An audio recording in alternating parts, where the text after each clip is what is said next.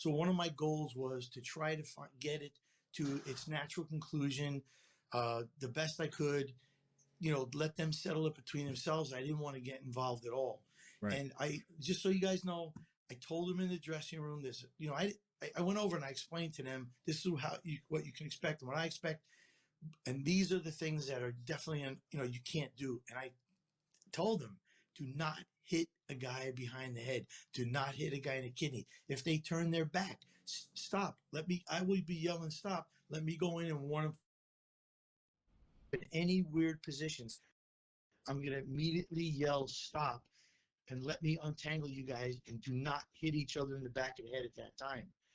And out of all the fouls we have in boxing, that's the worst thing you could do, is hit a guy behind the head, and especially hit him when he's down if he's in trouble and he doesn't even have the ability to defend himself. And that's what happened. So in one hand, I had an egregious foul, and the other hand, I did not want to disqualify Logan. So what you guys saw I did was, I'll go back into the specifics, but actually I'll walk you through. So Yep. Logan hit him with a beautiful right uppercut. Right. Clean shot. That staggered KSI. KSI was doing everything he possibly could to keep his balance and stay on his feet. Any legal shot after that, in my opinion, would have dropped him. But for some reason, Logan got caught up in the moment. I don't think it was maliciously intended. I thought it was, his brain got away with himself. He was like in a street fight. And he grabbed KSI with the left hand, held his head, and hit him with that second uppercut that really finished the job. And then, I don't know if you've seen this, watch it slow motion. He hit him on the way down in the back of the neck, and then he hit him when he was on the ground in the back of the neck. When he was on the ground in the back of the neck, KSI was just trying to he had his hands on the floor, totally defenseless, just trying to keep up from slamming his face in the ground when he got hit with that shot. Totally egregious, the most dangerous thing you could do in boxing. So at that point, I initially waved off the knockdown, because that's what I was going to do. I was going to say no knockdown, but then he added insult to injury and hit him behind the head. So I had some choices to make, and I wanted to think about what I needed to do. And I also wanted to tend to KSI. So I called time, sent Logan to the neutral corner, got KSI up, and I'm telling you, my first goal was to make sure that KSI was okay, right, but that he was going to continue. Because if he said, I can't, I'm dizzy, I can't continue, it would have forced me to disqualify Logan. And I did not want to do that. I wanted to let this thing go to its natural conclusion. The fans came to see a fight. If KSI was okay, I'll take an action and we'll go forward. So I got him in the corner. I spoke to him. I got him up, which was a good sign. I spoke to him, and I said, I need you to continue. You're okay. I'm going to give you some time to recover back up to your full strength or whatever it is. That's part of leveling the playing field, okay? Because I had a guy who was hurt, that was damaged from an illegal blow. Now I want to let him rest to get back to where he was before those illegal blows, to level the playing field.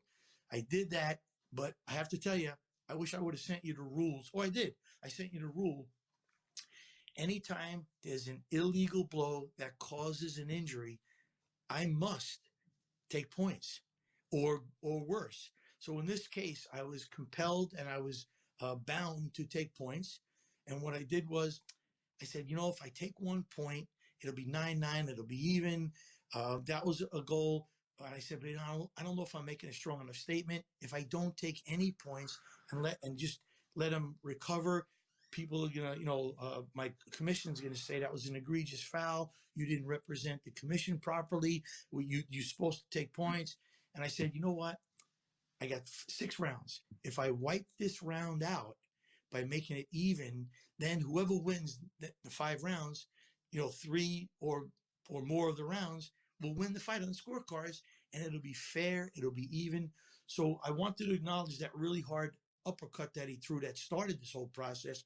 So I decided to score the knockdown, and then to make it even, take away the 2 points to make it an 8-8 round. it washes itself out. Now, whoever wins the most rounds on the scorecards gets the decision. Certainly. I'm trying to be fair. I was trying to be fair. No. My goal was to make sure that KSI was okay, that he was able to continue, and whatever I did was going to be fair and reasonable and good for both fighters and good for boxing. But I was bound. I had to take points.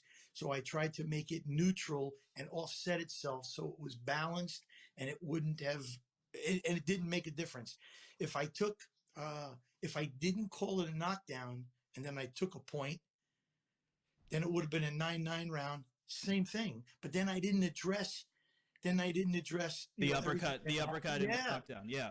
So in a heated battle, in the spur of the moment, that's what I did, and I stand by it. I can't. You, in your history, your great history of refereeing, has there been another time that you remember calling a 2-point deduction? Absolutely, on multiple occasions. But I'm going to tell you something very interesting about me. 22 years, I've never disqualified a fighter. I do everything I possibly can to let the two guys or girls settle it between themselves, let it come to a natural conclusion, because that's what's best for boxing. And I have to tell you, if this was dirty boxing, Logan was the dirtier boxer. He's a taller guy, and he was reaching over the top of KSI's head and getting him in like a guillotine. Right. And then he was throwing uppercuts when he had him in there. And it was just, it turned into a street fight because of their lack of skills. Is in the ring, there's infractions, misdemeanors, and felonies. I was very judicious. I feel I was letting all the misdemeanors and infractions go, giving them warnings. Just because I didn't stop the fight and say, don't do that. If you listen, you'll hear me saying, get off his head, knock that off, keep it up. Okay. I was letting them go because of the importance of this event and their lack of real boxing skills. I was just trying to let them two settle it. But what he did in that fourth round by holding his head and then the two punches on the way down and down, it was a felony, and I couldn't ignore it.